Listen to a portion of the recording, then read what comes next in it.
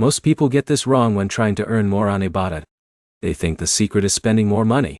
In reality, the highest earners usually do the exact opposite. Here's the truth, no one tells you. The best Ibotta strategy in 2026 isn't about buying more products.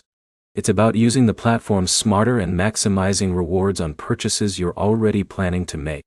In this video, you'll learn the best strategies to earn more on Ibotta, the mistakes that limit most users' earnings, and a simple system that can help you get more value from every shopping trip.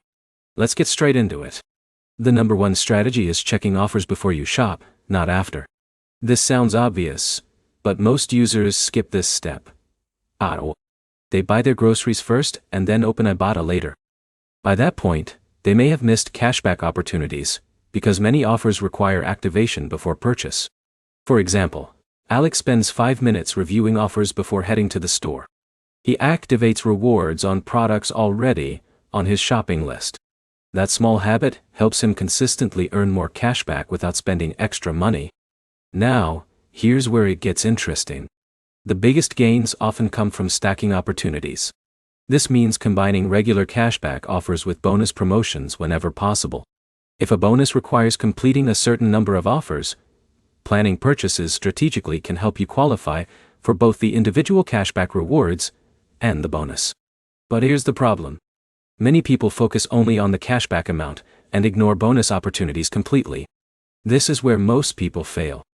A small cashback offer may seem insignificant on its own, but it could help you qualify for a larger bonus reward. That's why experienced users pay attention to both regular offers and promotional incentives. In a minute, I'll show you the easiest habit that separates casual users from top earners. Another important strategy is consistency. John checks Ibotta once every few weeks. Jake checks it before every grocery trip. Over the course of a year, Jake naturally discovers more offers, more bonuses, and more savings opportunities simply because he's paying attention. Now, here's where it gets even more important. Avoid buying products solely for cashback.